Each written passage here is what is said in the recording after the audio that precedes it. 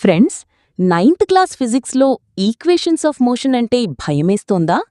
ఈ 3 ఈక్వేషన్స్ మరియు వాటి టర్మ్స్ గుర్తుంచుకుంటే చాలు, మీరే టాపర్.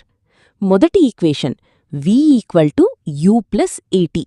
ఇది ఫైనల్ వెలాసిటీ అంటే తుది వేగం, ఇనీషియల్ వెలాసిటీ u అంటే తొలి వేగం, యాక్సెలరేషన్ a అంటే త్వరణం మరియు టైం t అంటే కాలం మధ్య సంబంధాన్ని చెప్తుంది.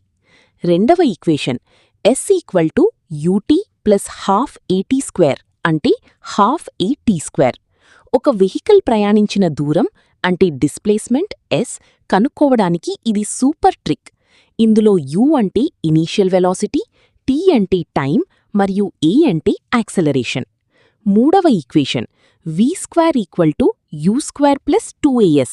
v²=u²+2as. వెలాసిటీ మరియు యాక్సెలరేషన్ ఒకే డైరెక్షన్లో ఉన్నప్పుడు ఈ ఫార్ములా వాడతాం. ఇది final velocity v, initial velocity u, acceleration a మరియు డిస్ప్లేస్మెంట్ s లను రిలేట్ చేస్తుంది. కానీ ఒక ముఖ్యమైన విషయం గుర్తుంచుకోండి, ఈ 3 ఈక్వేషన్స్ కేవలం కాన్స్టెంట్ యాక్సెలరేషన్ అంటే స్థిర త్వరణం లేదా సమత్వరణం ఉన్నప్పుడు మాత్రమే పనిచేస్తాయి.